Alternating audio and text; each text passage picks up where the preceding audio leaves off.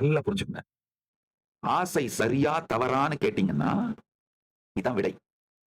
ஆசையே தவறல்ல.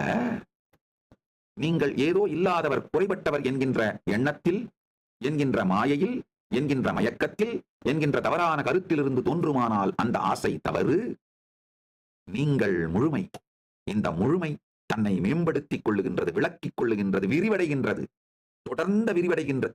தொடர்ந்து விரிவடைதல் வாழ்க்கையின் இயல்பு, பிரபஞ்சத்தின் இயல்பு, இறைவனின் இருப்பின் இயல்பு. நிறை மேலும் பொங்கி பொங்கி பொங்கி விரிவடைவது உங்கள் இயல்பு என்று புரிந்து அதிலிருந்து வரும் ஆசைகள் நல்லவை. அவை கெட்டவை இல்லை. ஒன்று. இரண்டாவது, அதுதான் உங்கள் வாழ்க்கையோட டைரக்ஷன், விரிவின் திசை காட்டி, உங்கள் வாழ்வின் மலர்ச்சியின் வழிகாட்டி, உங்கள் வாழ்வின் போக்கின் திசை காட்டி.